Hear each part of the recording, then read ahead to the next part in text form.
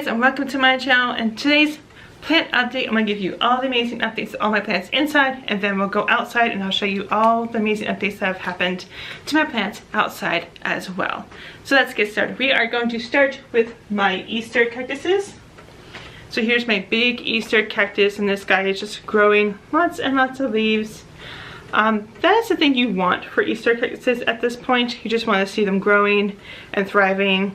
If you're seeing a lot of dead leaves on your Easter cactus, it can mean that it's not getting either enough light, water, or the container it's in is too small for it now. You might have to change it into a little bit bigger container so it can grow. That's what I had to do with that one. It was small, in a small container, and many of these were falling off, so I decided to put it in a bigger container because I knew it was getting plenty of sunlight, I knew it was getting plenty of water, so that was my only other thing that I needed to do with it. So here's this Easter cactus right here, this guy. If you were here last week, you know the other one had died, so I'm probably going to probably in a few weeks put one of these leaves, show you how to repopulate it and put another leaf in another container that would grow that way. So everything is looking good with this guy. Yep, just growing new leaves and nice and steady growth. That's always something good you want to see. The soil that I use, that I highly recommend because I love it, it's Miracle-Gro Moisture Control.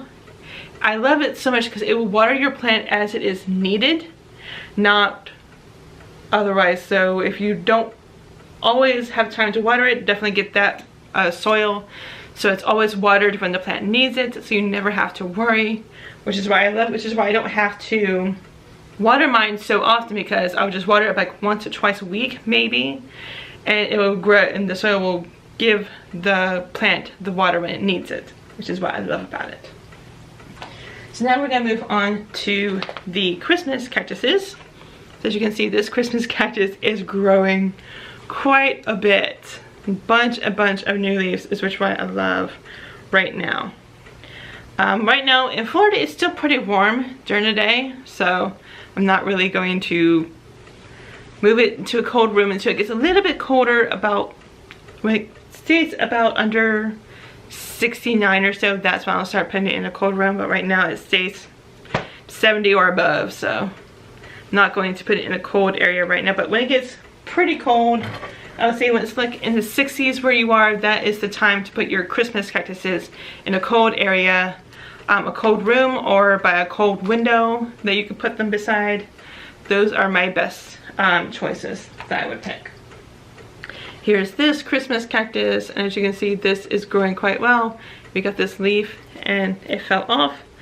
With cactuses, you should either cut off the leaf, but since I have orchids, I let the leaves fall off naturally, so that's kind of what I do with all my plants. I just let the leaves fall off naturally. So yeah, everything is growing quite well with this one. We've got some new leaves in there. Everything is looking good. So then there's this one. This is another Christmas cactus. These three were all in a small container. They were all confined in a small container. So I separated them into 3 sections and given them all their very own containers so they can grow and thrive. Yeah, it's like after the Christmas season, if you have one that's in a small container and it's confined, and it's a very big plant, after the flowers have faded and it's after the season for growing flowers, that would be the time I would repop them. But this guy's growing new leaves. Everything's looking good. There's no signs that it's under stress in any way. If it was in distress, it would not be growing new leaves. A lot of leaves would be dying off, but everything is looking good. So here is my aloe, my very aloe plant. This is one of the babies that I brought inside. When we go outside, I'll show you the mother plant, all her babies. I have to see how many weeks she has, if she's grown any since last week. But this one is growing quite nicely. If you were here last week, I told you why I had to cut this one off, because it was dying. There was no point there was no saving it at that point, and I didn't want to affect this one, so I just cut it off, and now this one can start thriving in this container. So now we're going to move on to my Phalaenopsis orchids that are in full water culture.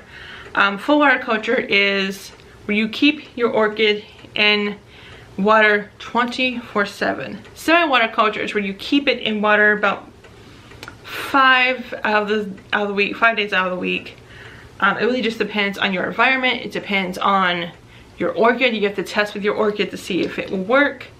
I always recommend doing research before you do it to a plant. And once you've done the research, I would also recommend doing it just to one to see how it goes. And then if it goes well with that one, then slowly add the others to it. But every orchid is different. So if one does well to the water culture, doesn't mean the others will do well as well. That's why I say I slowly add them to the full water or semi-water culture.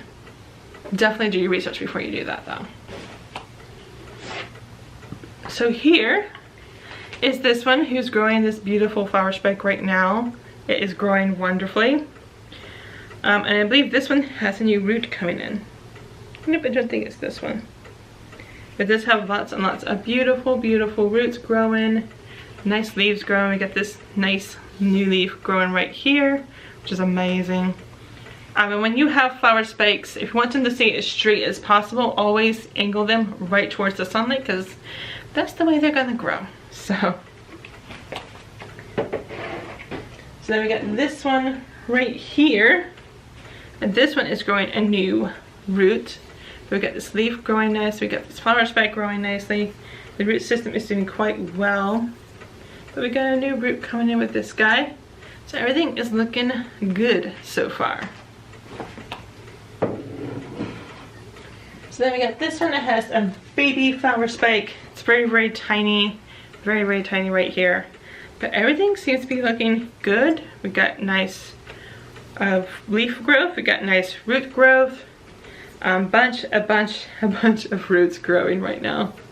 I got my area root growing right here. So everything is looking really good with this guy.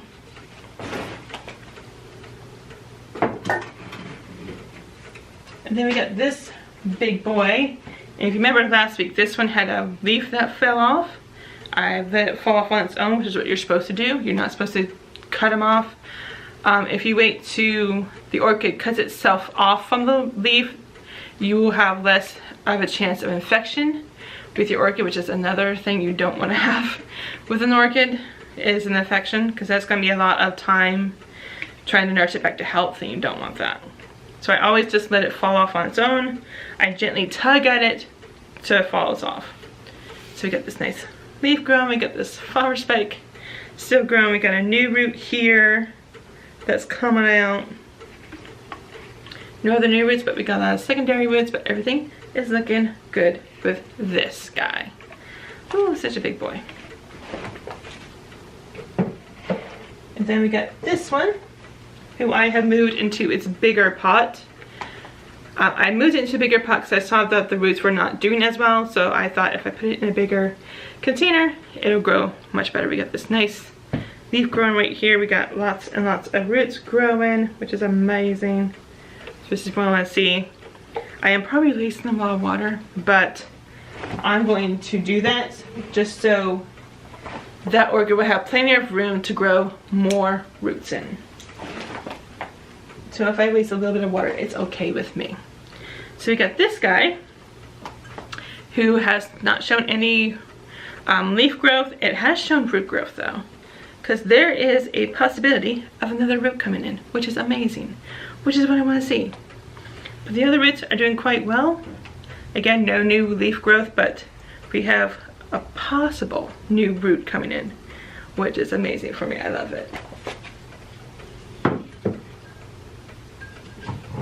So that is going to be it for the indoor plants. We're going to go outside and look at the outdoor plants, and I'll see you guys in just a second. Okay, so we're outside. This is the aloe plants that are growing. This one right here is the mother aloe. She's growing all these babies over here. We have a total of 6 babies growing currently. So everything is very, very good. And with aloe plants, you don't really have to worry about watering them. They can go days, 2 weeks without water. So I just normally just water them once a week or so just to get them going. So everything is looking good with the aloe plants. So here is the poinsettia that's growing still. This one's the last one that I have. But look at it, it's growing so well. Everything is growing nicely on that. In the next few weeks, we are going to start trying to get it to do its blooms for Christmas. So next few weeks, I'm gonna start showing you guys how to do that. And here is my rose bush, my poor rose bush, that is still trying to grow. The weather in Florida has not been kind to it, but I'm still watering it every couple of days or so, just to make sure it still has plenty of water. So yeah, everything is looking good. We got some new leaves growing right there. Got some new leaves right there growing, which is really cool to see after so many have died. So I'm really excited to see if it's going to do any more blooms. Okay guys, we just came in from outside to see all the amazing plant updates. Everything is looking good. Everything is giving me hope on those. So I just water them as they're needed outside, and I keep an eye on these guys because I see them every morning. So that is going to be it for this plant update. Thank you guys so much for watching. Please like this video if you liked it, share to grow our community, and subscribe if you are new here. I do these videos every single Tuesday. And hit that bell so you're always notified when I put out new videos, and I'll see you guys next week.